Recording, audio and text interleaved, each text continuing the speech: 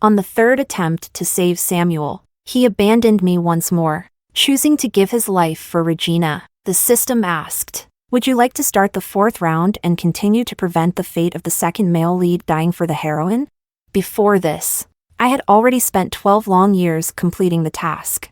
I bore countless scars, both seen and unseen. Yet, in every loop, at the brink of his death, Samuel would hysterically shout at me, "Stay out of my way. If you stop me from saving Regina, I'll hate you for the rest of my life." This time, I shook my head. "I'm tired. I won't take the mission again." Acknowledged. Program disconnection will commence in 10 days. During those 10 days, I cut all ties and let go of everything. I no longer cared where Samuel went or what he did. I let him continue drowning in Regina's embrace, claiming that these 10 days without my interference were the happiest of his life. But on the day I left, Samuel returned to find the house emptied. He froze for the first time. His face turned ashen. His voice trembled as he asked me, "Lisa, where are you going? Are you leaving me? If you leave, what will I do?" Chapter 1. Young man, starting a street stall at such a young age. Kids these days have too much pressure with their studies. It's not surprising they start working early. This was Samuel's second day running a stall, selling pancakes and fried dough sticks. He looked too young for the crowd of seasoned vendors around him, elderly men and women who had been in the business for years. Compared to them, he stood out awkwardly. On just his second day, some passers-by began speculating about his backstory, another young man who couldn't handle school and dropped out to hustle on the streets. But they didn't know the truth. Samuel had willingly given up his studies. He gave it all up for Regina. After the heroine, Regina, broke up with the protagonist, Ryan, she discovered she was pregnant. Determined to keep the baby, she refused to get a job or ask for help. So Samuel stepped in. He gave up his graduate school placement as a medical student, dropped out, and started a street stall to earn money. He didn't care about the grueling effort he had put into his studies over the past 4 years. Host. The third attempt at the mission has failed. The system spoke in my ear, its voice tinged with regret. According to the current storyline, Samuel will be fatally stabbed by a group of troublemakers at his stall in 10 days. Would you like to start the fourth loop immediately? Another failure. I had been stuck in this world for 3 loops, each spanning 4 years, 12 years in total, and I still hadn't managed to save Samuel from dying for Regina. I stayed silent for a moment, watching Samuel from a distance as he flushed with embarrassment, apologizing profusely to impatient customers. "I'm so sorry. It's my first time running a stall. I'm still learning. Please bear with me. My honey's pregnant, and I had to start working. Life's hard, so I'd really appreciate your support." I looked down at my own hands, scarred and weathered. These hands had flipped pancakes and fried dough sticks for 4 years. Through freezing winds and endless early mornings,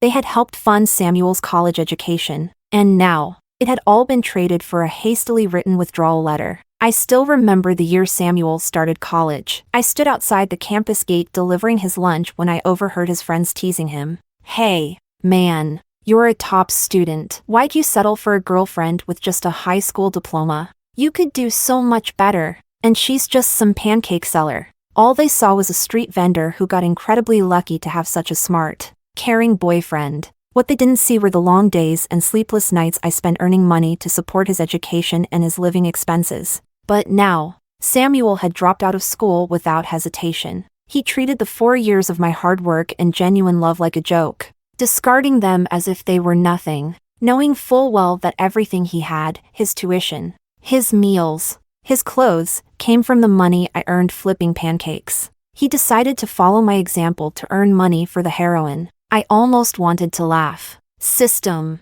send me home. I'm done with this mission," I said firmly. The cold mechanical voice responded. Acknowledged. Program termination is in progress. Host will exit the program on the day of the male lead's death. In 10 days. Just as the system finished speaking, I looked up and unexpectedly met Samuel's gaze. The surrounding crowd continued to praise him for being responsible and caring toward his honey. But he stood frozen for a moment before quickly untying his apron and running toward me. "Please, let me explain," he said hastily. There were too many people around. and I didn't know how else to explain. I had to say Regina was my honey. I didn't mean to. I smiled faintly and interrupted him. It's okay. This time, his voice caught unexpectedly in his throat, silencing him mid-sentence. Chapter 2. After a long silence, he finally spoke again. Honey, I'm glad you understand me. I watched his back as he hurriedly returned to his pancake stall, and I couldn't help but feel an urge to laugh. In his world, the 4 years of our shared struggles were nothing compared to a child Regina was having with another man. So this was what it meant to understand him. At noon, he had to deliver a meal to Regina. Since becoming pregnant, Regina had moved out of the university dormitory and was now living in a small apartment off campus. The rent? Samuel paid for it. He carefully packed a nutritious meal, but when he turned around, he saw me eating a dry, stale steamed bun, perhaps out of guilt. He uncharacteristically explained himself. Regina is pregnant and needs proper nutrition. Don't worry, honey, once she has the baby, I promise you won't have to eat like this anymore. Originally, our life didn't need to be this tight, but Samuel had chosen a high-end apartment for Regina. The monthly rent, utilities, and property fees were far beyond what we could comfortably afford. Honestly, I could understand his reasoning. Samuel had admired Regina since high school. Now, in his senior year of college, he finally had the chance to take care of her. He had given his whole heart to Regina, so it made sense that he'd economize with me. In his mind, Regina came first. He was second. I was last. Suddenly, I felt an overwhelming urge to slap myself. This cursed mission, I had stuck with it for 3 entire loops. I had wasted 12 years of my youth before finally waking up. But fortunately, I had come to terms with it now. No need. Newborn expenses will be even higher than those for a pregnant woman. I said calmly, you should save more money and prepare for the future. With that, I set down the hard, dry bun and turned to go back to my room. This time, Samuel stood frozen in place, staring at me in disbelief. Chapter 3. Worried that his precious Regina might go hungry, Samuel quickly headed out. Not long after, I received a message from him. Honey, are you mad at me? Mad at him? No, at this point, I was only mad at myself. Why had I wasted so much time before finally giving up on this mission?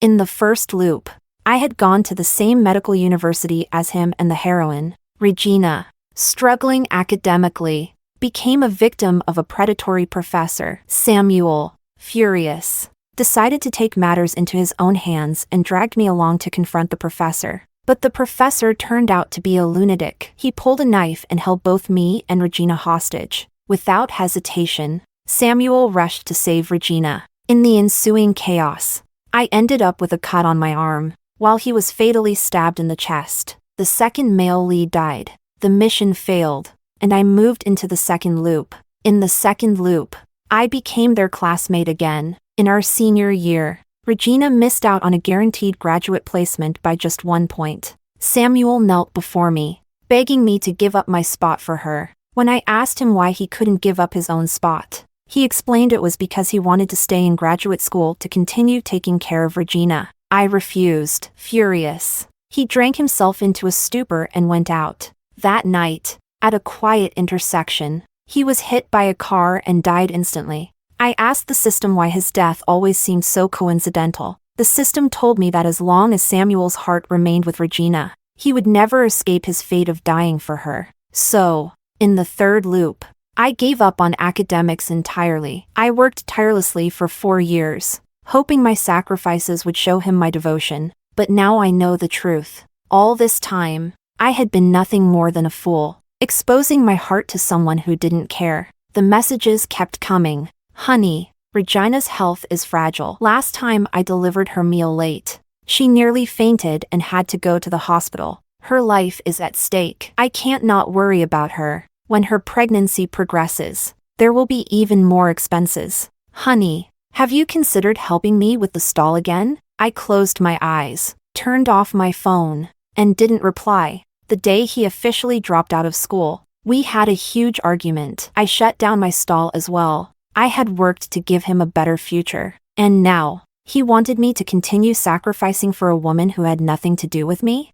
I called on the system. After I fail the mission, will another transmigrator be sent to change Samuel's fate? The system's mechanical voice responded coldly. No. If the host doesn't start the 4th loop, the world will freeze, and the second male lead will permanently die in 10 days. Perfect. A strange, bitter satisfaction welled up inside me. If he loved dying for the heroine so much, then let it be. Never again. Chapter 4. It wasn't until late that evening that Samuel returned. But he wasn't alone. He was supporting Regina, her swollen belly prominent under the dim light. I frowned as I noticed the bandages wrapped around Samuel's arm. Before I could say anything, Regina rushed over, tears streaming down her face. Lisa, it's all my fault. I'm so sorry. I accidentally set the frying pan on fire, and he got hurt trying to protect me. I focused on the bandages, noticing patches of burnt, blackened skin that weren't fully covered. This was the hand of someone trained in medicine. If it had been before, I would have spent the entire night crying over his injury. But now, I simply said, "Oh," with indifference. "Lisa."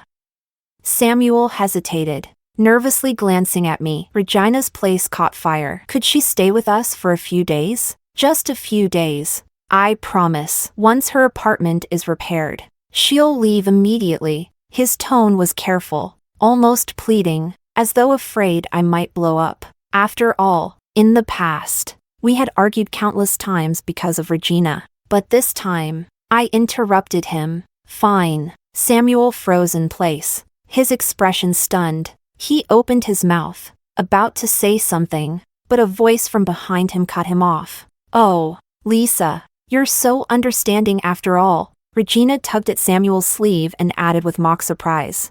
"You made her sound so unreasonable in private. But clearly, she's not like that at all." She shot him a playful glare before turning back to me with a sweet smile. "Lisa, thank you so much. Once you two get married, I'll make sure he treats you well. If you ever feel wronged, make sure to tell me." "He wouldn't dare disobey me," Regina said sweetly, her tone dripping with false sincerity. She ended her statement with a sugary smile, as if everything was perfectly natural. I stared back at her, expressionless. Even after 3 loops, I realized I still couldn't stomach her overly manipulative demeanor. A wave of genuine disgust rose from deep within me. I let out a cold chuckle and ignored them, heading back to my room to continue packing my things. After all, there were only 10 days left until I left this world for good. I planned to use that time to return everything that tied me to this life, and perhaps, to quietly celebrate that I'd never have to see this perfect couple again.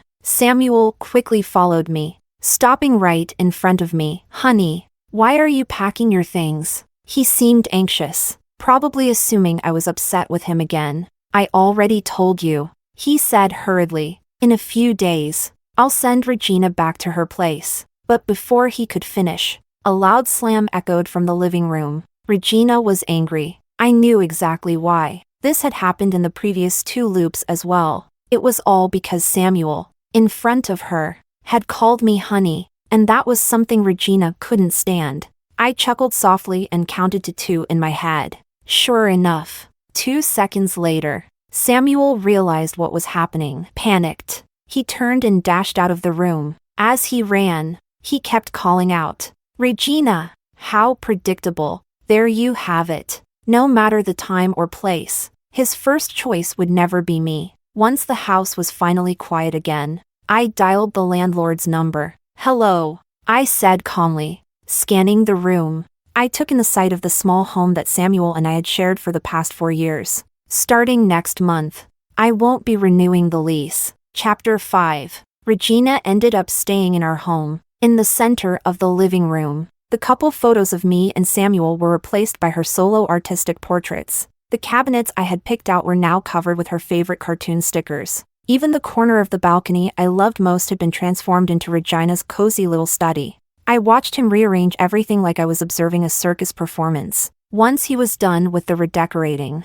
he spent yet another significant amount of money. After meticulously preparing Regina's custom meal plans every day, he reduced himself to eating leftovers. I watched it all, taking everything in. But I didn't contribute a single penny to help him. It was fine. The more her things filled this home, the less he'd notice my belongings disappearing little by little, and he certainly wouldn't realize that his life was ticking down toward its end. Samuel, just go ahead and die. With that thought in mind, I maintained my calm, day by day, leaving early and coming back late. I had saved a small amount of money from my stall before, and I was determined to spend it all within these 10 days. If I didn't use the money, I certainly wouldn't leave it for them. On the 7th day of the countdown, I ran into Samuel outside a fancy restaurant. He froze for a moment, his expression stiff and uneasy, but he quickly forced a smile. "Honey," he said hesitantly,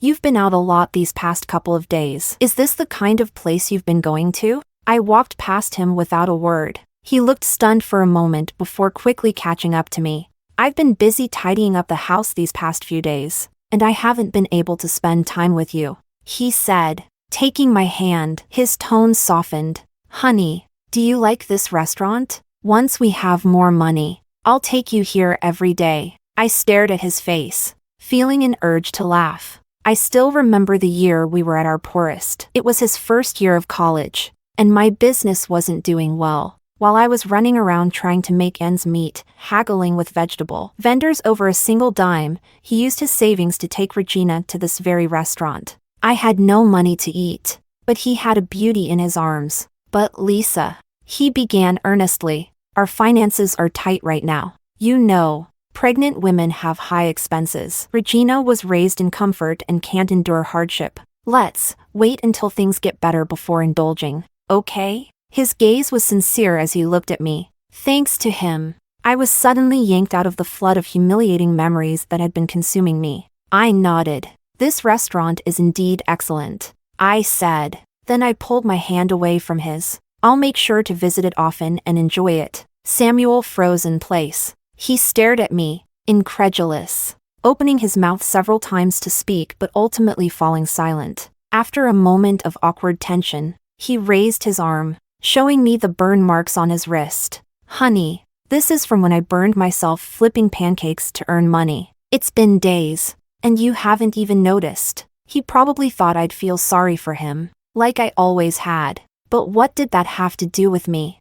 He was flipping pancakes and earning money, but not for me. I let out a disdainful laugh and rolled up my sleeve, revealing old scars from severe burns that had long since healed but left lasting marks. "Samuel, have you forgotten? I've done this for far longer than you, and I've suffered far more." Yes. I started running a street stall when I was 18, thrown into the adult world at such a young age. I endured hardships I couldn't even bear to recall. And yet, he had burned away the fruits of my 4 years of sacrifice, and now he expected me to feel sorry for him?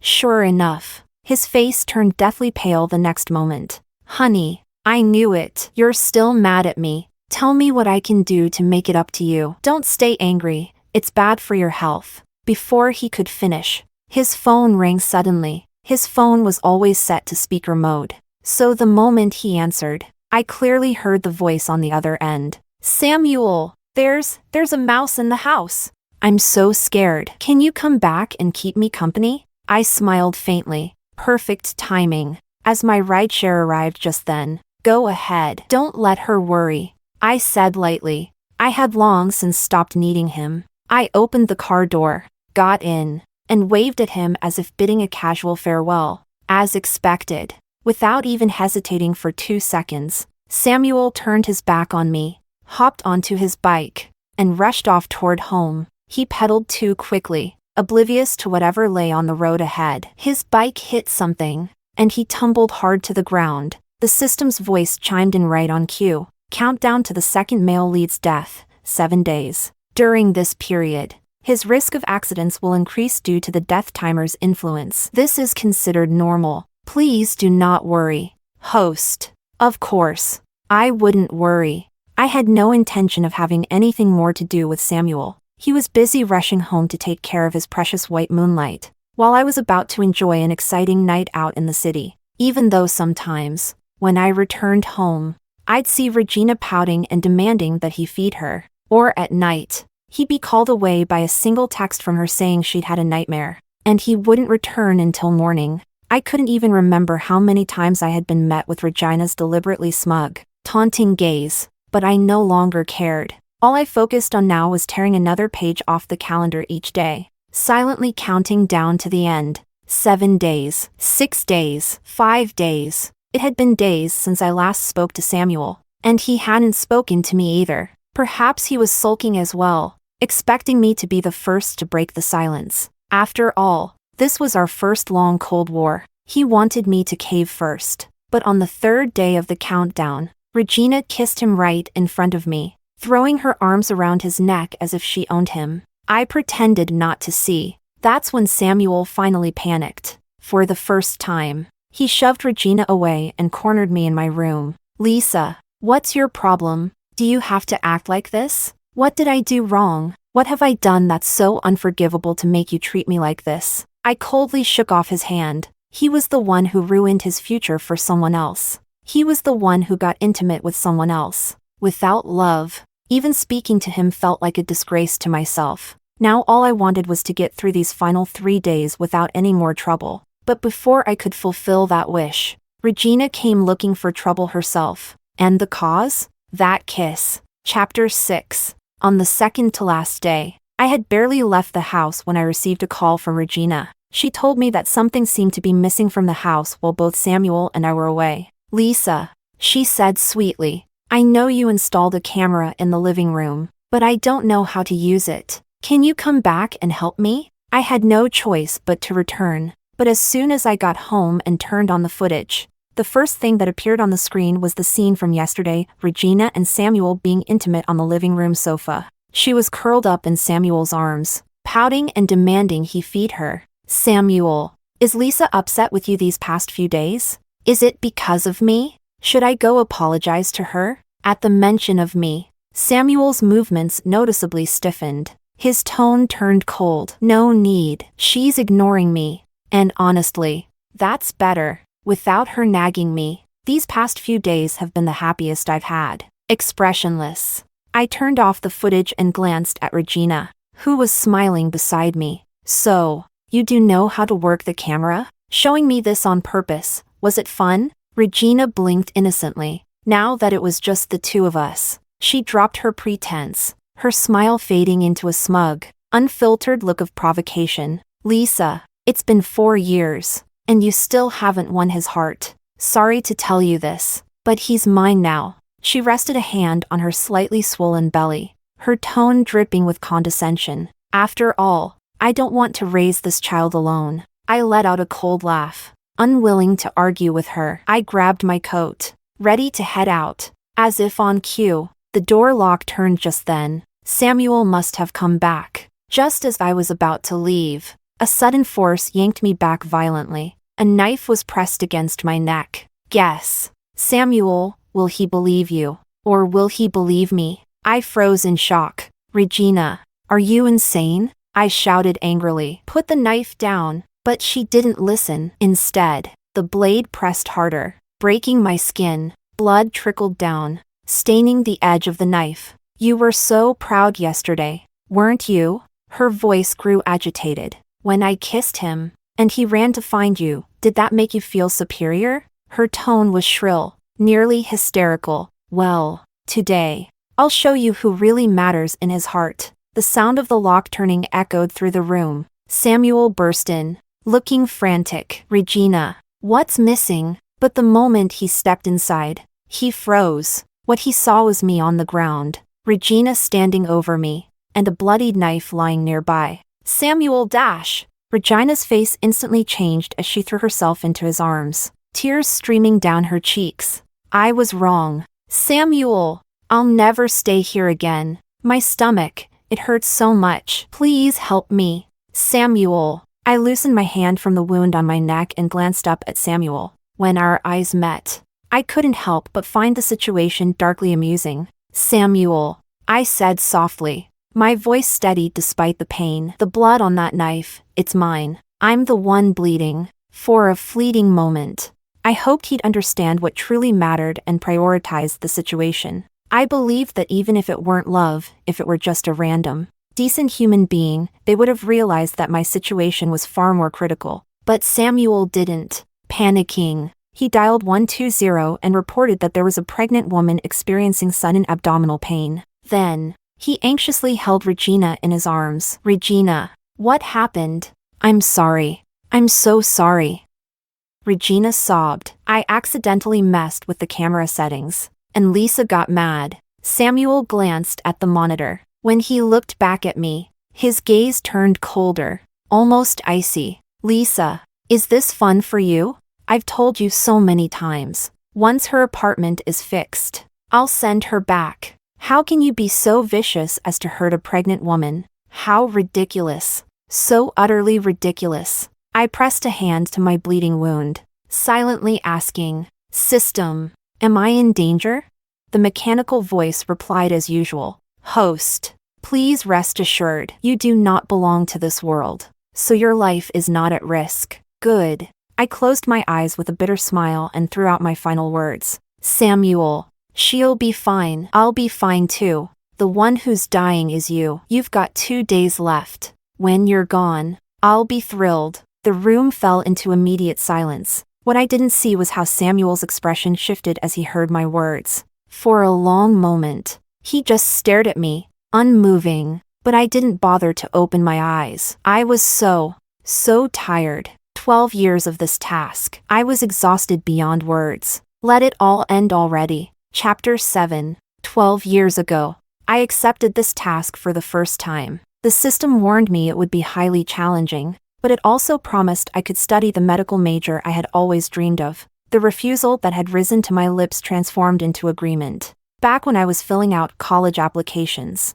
I had missed the cutoff for medical school by a single point and was reassigned to another major. Becoming a doctor had always been my dream, the greatest regret of my life. So, when I was placed into that high school and first met Samuel, I couldn't have been happier. Let's study together and get into a good university, okay? He looked at me, the new transfer student, with a surprised expression. You don't hate me? Samuel had a hard time in high school. He was often bullied by the class troublemakers. They mocked him because he was a top student, poor, and overly honest. Rumors, pranks, and outright harassment, all of it turned the entire class against him, except for Regina, who occasionally spoke to him out of politeness. I smiled and kicked away the trash those bullies had thrown onto his desk. What's there to be afraid of? I'm here to help you. Do you believe me if I say I'm a goddess? With me here, no one will dare bully you again.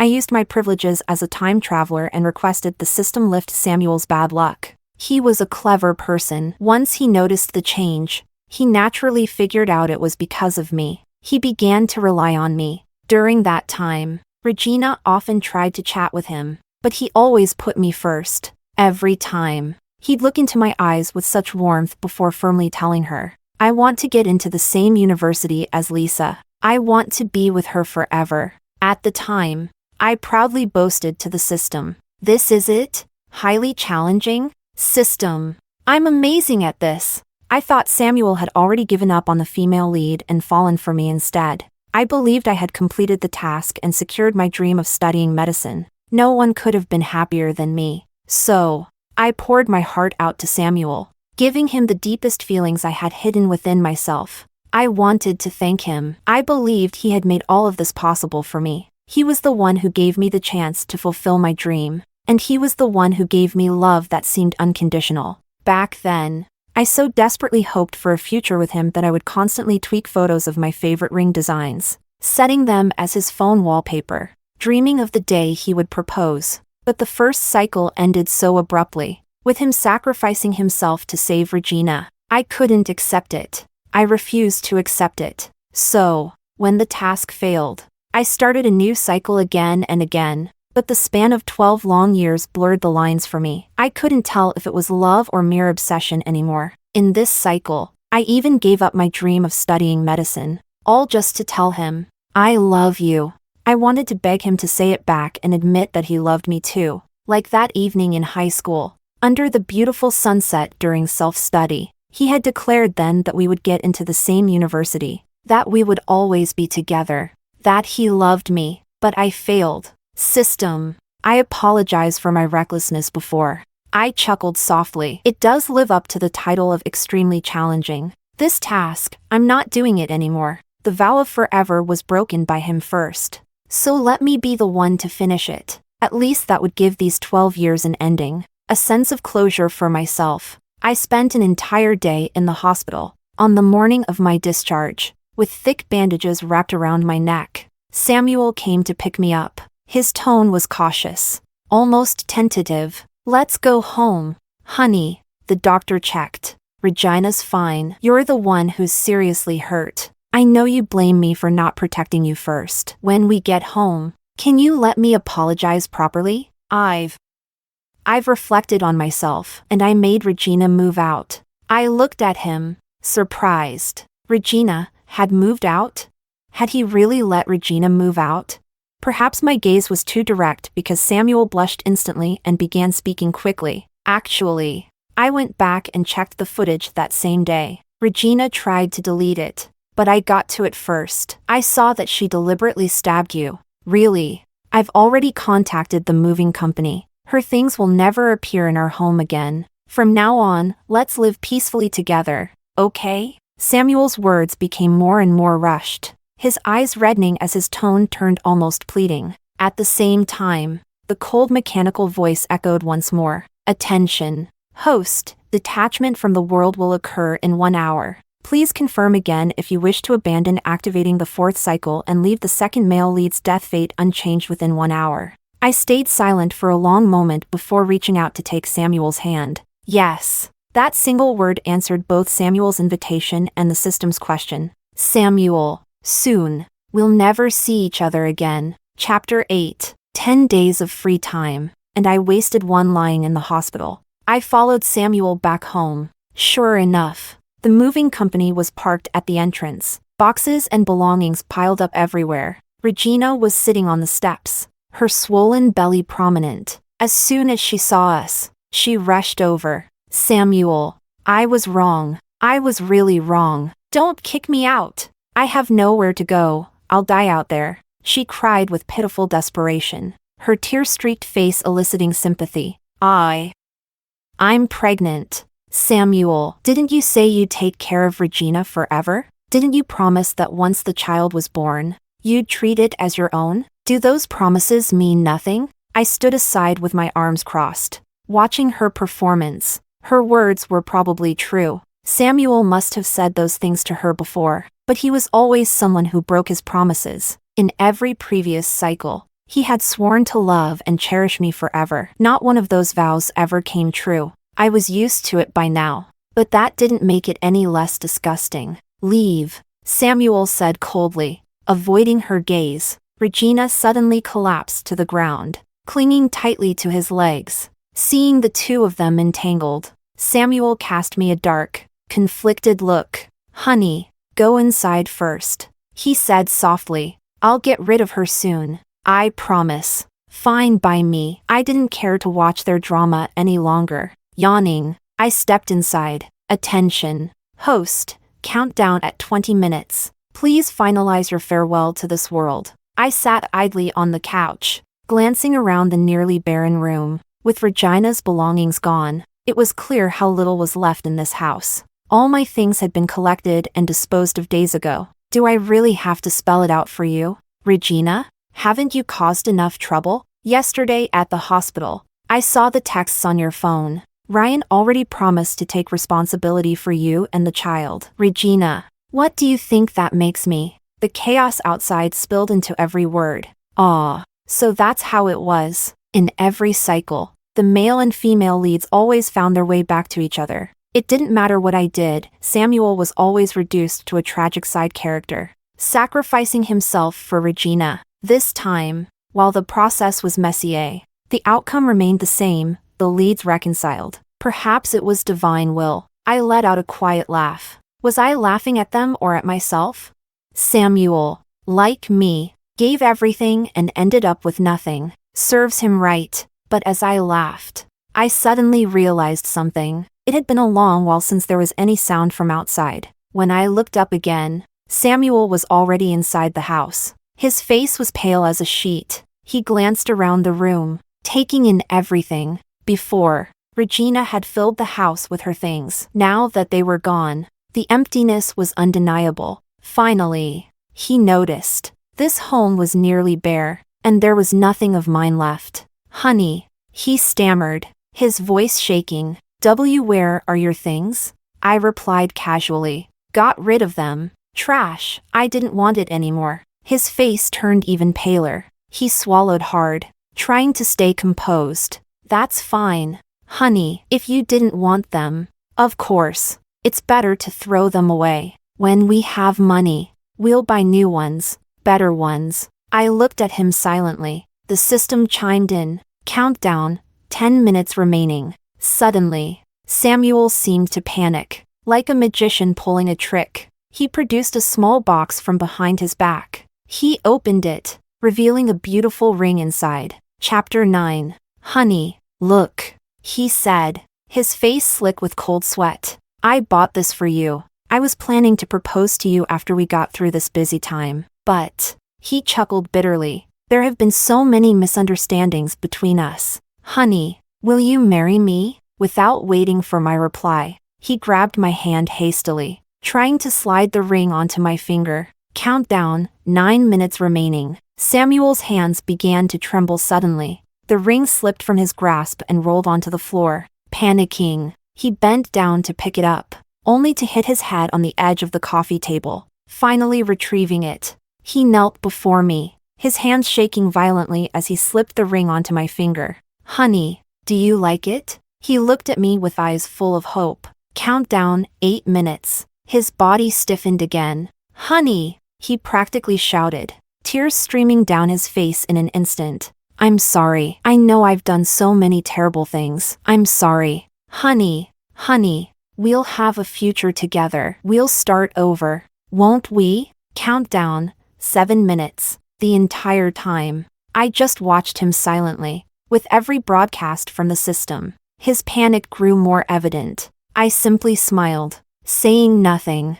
But now, I suddenly felt like asking him something. Samuel, I touched the ring on my finger and smiled. You remembered the style I liked. The ring was the same design I had set as his phone wallpaper during the first cycle. So, he actually remembered. He heard. Countdown, 6 minutes. I reached up to touch Samuel's face. Do you regret it? You died for her twice, and now you're about to die a third time. In the first cycle, the police were almost there. If you had chosen to save me first, the professor's knife wouldn't have pierced your heart. In the second cycle, if you hadn't fought with me, if you hadn't gotten drunk, you wouldn't have died in that car accident. Samuel, have you never regretted it? His face turned even paler, but he didn't deny it, nor did he question it. He remembered everything from the 3 cycles, but he still chose to treat me as a clown, a joke to toy with. Countdown, 5 minutes.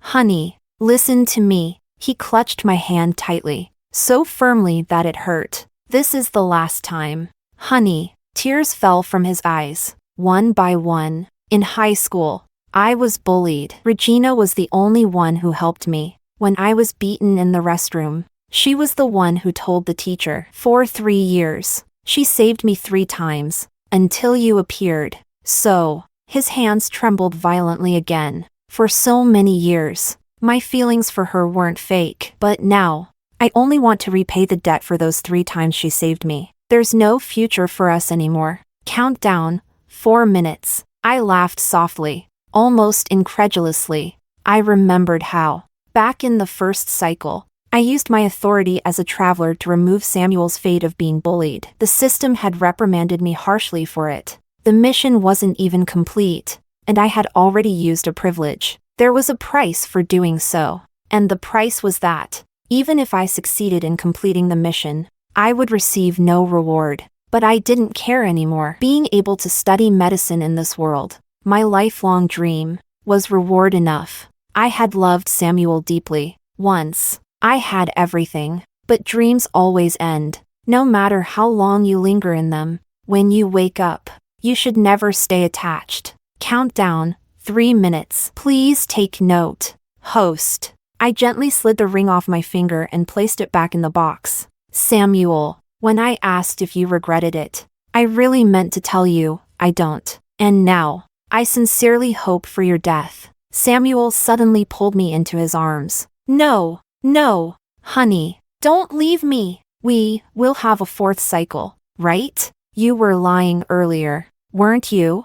We'll have a future, won't we? His embrace tightened unbearably. Hot tears fell onto my shoulder. The system's glowing ring appeared, descending over me. He froze, staring at me in shock. Countdown, 2 minutes. Error, error. System notification, task completed. The male secondary character will no longer sacrifice himself for the female lead. Congratulations. Host, you are the first to complete the task in the final 2 minutes of the countdown. You are now eligible to confirm your exit and receive rewards. Your use of traversal privileges in this cycle will incur no penalties. A bug has been identified. Upon reboot, the male secondary character may retain memories. Thank you for reporting this. The system will recalibrate accordingly. Countdown, 1 minute. Do you confirm your departure from the world? I smiled and answered without hesitation. Confirm. Samuel was completely silent now. His hands flailed helplessly, trying to grasp something, anything, but the glowing ring had already created an impenetrable barrier. He fell to the ground, curling up in a pitiful heap. The ring's light shielded me from everything, even sound. All I could see was his devastated expression and his mouthing words. It seemed to be, "Don't leave me, please. I beg you. Honey, don't leave me." System confirmation complete. Host number 4572 has successfully completed the task and confirmed departure. The world has been frozen. Congratulations on completing a high-difficulty strategy task. Welcome to your next journey. System number 3 is delighted to continue serving you. All the worlds disappeared. Before me was the same passageway I had arrived through. Walking forward would take me back to my real home, back to my reality, where I'd have to face the major I didn't like, work at a job I despised, and endure my parents forcing me into endless blind dates. But suddenly, it all became clear to me. Even when I studied medicine, I would have discovered many things that didn't match my idealized vision. The beautiful university I dreamed of also had its share of hidden rules and corruption. The man I thought I loved deeply turned out to be nothing more than a skilled actor. I thought I had gained everything. But now, looking back, maybe my real life wasn't so bad after all. People always romanticize the paths they haven't taken, unaware that their current path still holds many flowers, waiting to be discovered. It was a pity, though, that Samuel, inexplicably, had a change of heart at the last second and severed his connection to the female lead. He didn't die after all, but that no longer mattered to me. Slowly, I walked toward the light ahead. Reality. Here I come.